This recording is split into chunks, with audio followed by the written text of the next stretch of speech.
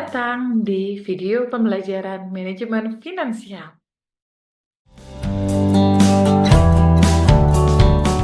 Teman-teman tahu bahwa keputusan keuangan itu dapat menentukan keberhasilan atau kegagalan suatu perusahaan. Dalam video ini, kita akan mempelajari konsep dasar manajemen keuangan.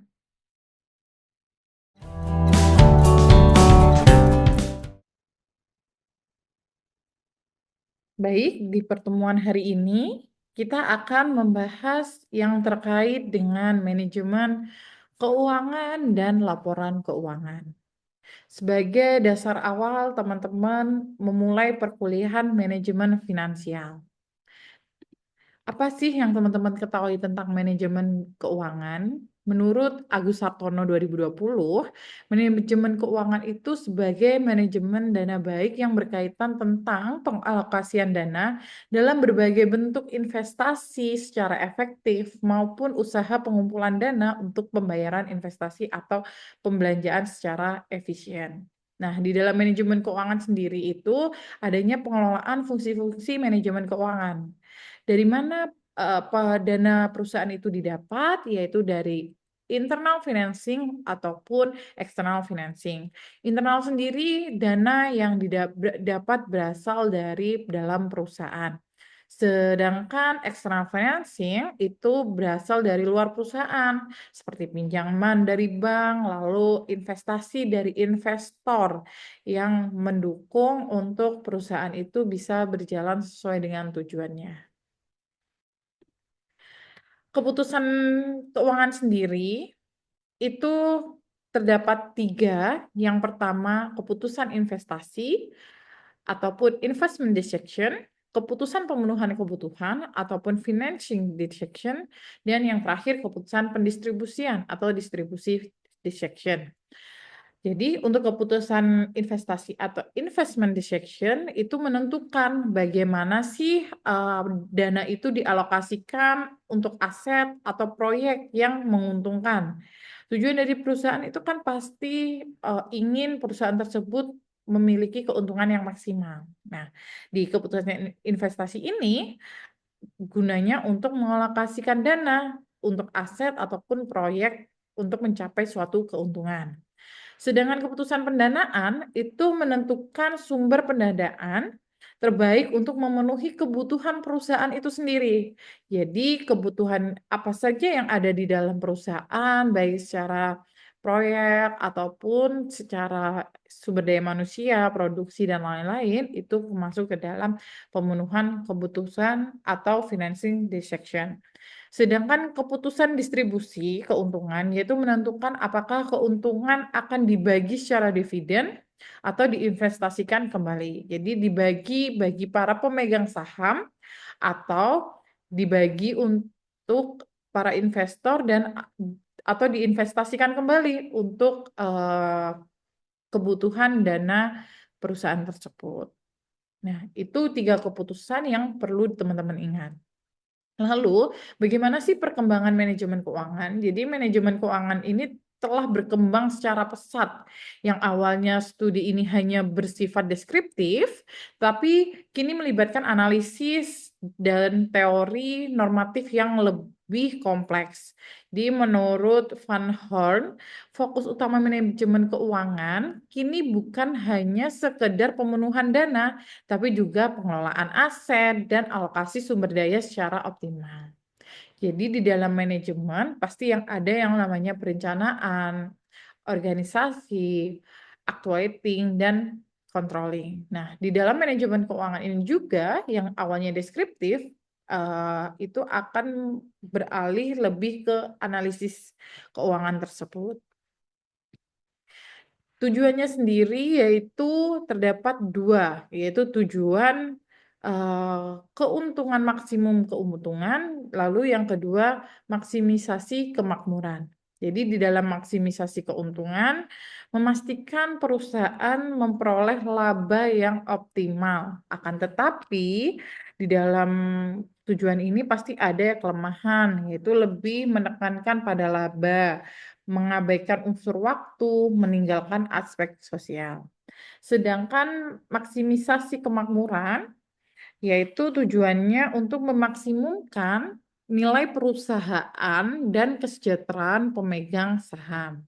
Yang pada akhirnya perusahaan yang dikelola dengan baik akan memberikan pengaruh positif terhadap harga saham, keuntungan perusahaan, nilai saham perusahaan, dan investor di pasar modal.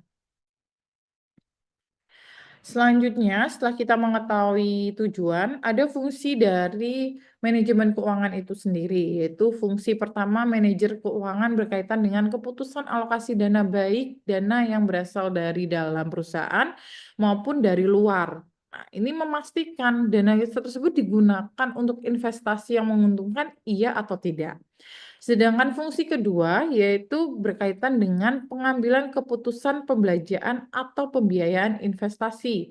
Jadi keputusan ini itu menentukan strategi pendanaan terbaik untuk perusahaan supaya perusahaan itu mendapatkan keuntungan.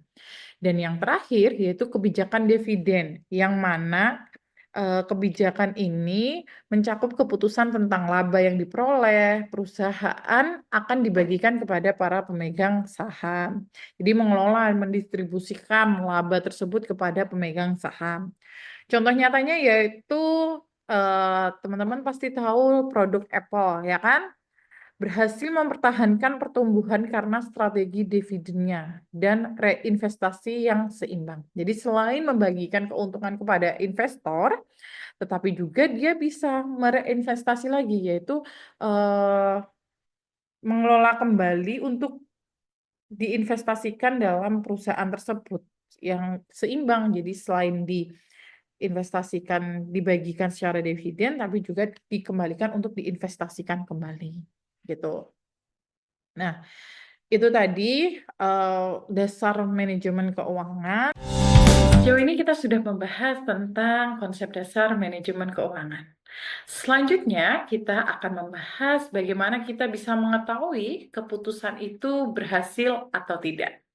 Jawabannya ada di laporan keuangan. Nah, laporan keuangan sendiri menurut Kasmir 2019, laporan keuangan adalah laporan yang menunjukkan kondisi keuangan perusahaan pada saat ini atau dalam satu periode tertentu. Nah, laporan keuangan ini biasanya bahasa bisnis yang memberikan gambaran kondisi keuangan suatu perusahaan. Dengan teman-teman bisa memahami keuangan, investor dan manajer dapat mengambil keputusan yang lebih baik. Jadi, laporan keuangan ini pasti dimiliki semua perusahaan besar. Karena apa? Investor itu melihat suatu perusahaan itu dari laporan keuangan tersebut. Gitu.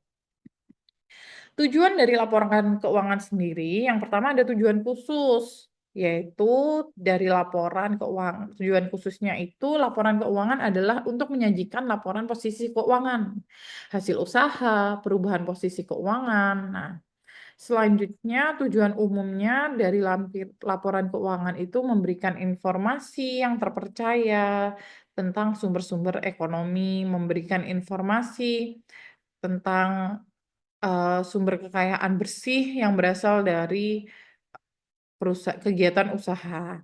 Nah, jadi memang di dalam tujuan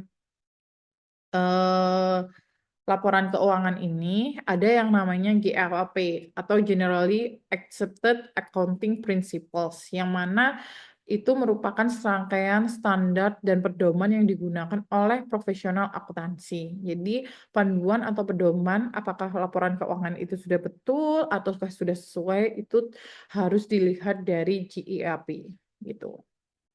Baik, jadi untuk jenis laporan keuangan itu ada neraca untuk melihat posisi keuangan perusahaan tersebut pada waktu tertentu, lalu ada laba rugi, laporan keuangan yang menggambarkan hasil usaha tersebut untung atau rugi, lalu ada perubahan modal, laporan yang berisi jumlah dan jenis modal yang dimiliki pada saat ini ataupun menunjukkan perubahan ekuitas pemilik. Lalu ada arus kas, jadi mencatat semua transaksi yang mempengaruhi kas perusahaan.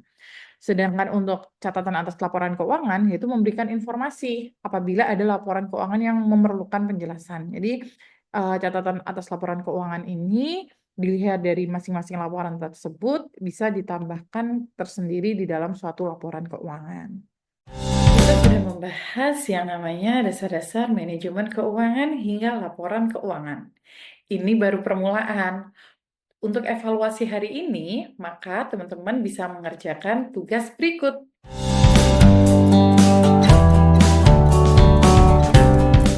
Baiklah, cukup sekian pembelajaran hari ini. Di video berikutnya, teman-teman akan mempelajari tentang rasio keuangan.